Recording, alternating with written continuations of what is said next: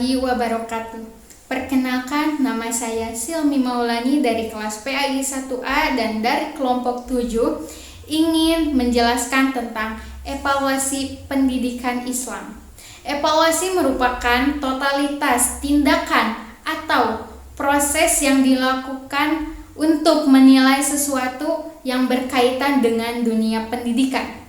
Sedangkan evaluasi pendidikan Islam adalah pengambilan atau suatu kegiatan untuk menentukan taraf kemajuan suatu aktivitas di dalam dunia pendidikan atau di dalam pendidikan Islam. Jadi di setiap pendidikan Islam kita harus melakukan evaluasi terlebih dahulu. Supaya apa? Supaya kita pas lagi mengajar atau pas pendidik menjelaskan itu supaya ada evaluasi dulu, supaya nantinya ada tujuan atau ada kelancaran untuk melakukan kegiatan di masa yang akan datang. Selanjutnya yaitu konsep dasar evaluasi dalam pendidikan Islam. Nah, di dalam evaluasi pendidikan Islam kita harus mempunyai konsep terlebih dahulu, yaitu untuk mengembangkan potensi fitrah yang ada pada diri manusia. Selanjutnya yaitu untuk menjadi Islam kamil, sehingga semua komponen yang ada dalam pendidikan sesuai dengan tujuan pendidikan. Nah, jadi kita harus memiliki konsep terlebih dahulu supaya apa? Supaya kita pas lagi berpendidikan atau pas lagi ada komponen itu ada, jadi sesuai dengan tujuan yang kita lakukan. Jadi harus ada konsep terlebih dahulu. Selanjutnya yaitu sistem evaluasi dalam pendidikan Islam. Nah, kita juga di dalam evaluasi itu kita harus memiliki sistemnya. Nah, di sini ada tiga poin sistem evaluasi dalam pendidikan Islam. Yang pertama yaitu prinsip komprehensif. Nah, prinsip komprehensif juga memiliki 3 poin atau memiliki 3 aspek.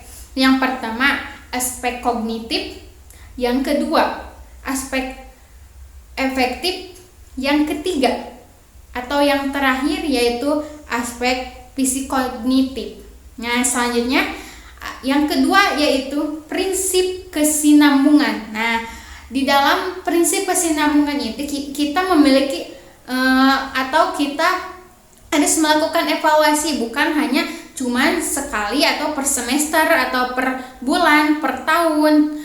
Nah, sedangkan kita harus melakukan evaluasi itu setelah melakukan pendidikan atau setelah melakukan pengajaran. Jadi kita setiap ada kegiatan apapun kita harus melakukan evaluasi terlebih dahulu supaya kedepannya menjadi maju atau kedepannya supaya ada tujuan yang lebih bermakna atau ada sedikit kemajuan dari yang sebelum-sebelumnya. Jadi harus memiliki evaluasi terlebih dahulu. Nah, yang ketiga yaitu prinsip keikhlasan. Nah, misalnya di dalam prinsip keikhlasan ini kita sebagai pendidik harus melakukan pengajaran atau misal di dalam suatu lembaga itu atau di dalam kelas kita memiliki masalah atau apa, kita harus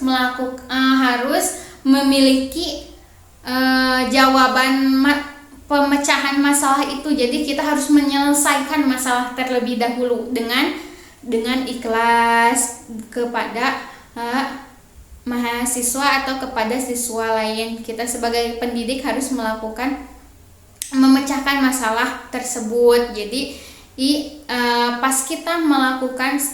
pas pendidik melakukan penerangan itu, si siswa bisa dengan cepat menanggapi kita yang sedang menjelaskan permasalahan tersebut. Selanjutnya yang terakhir yaitu fungsi evaluasi dalam pendidikan Islam.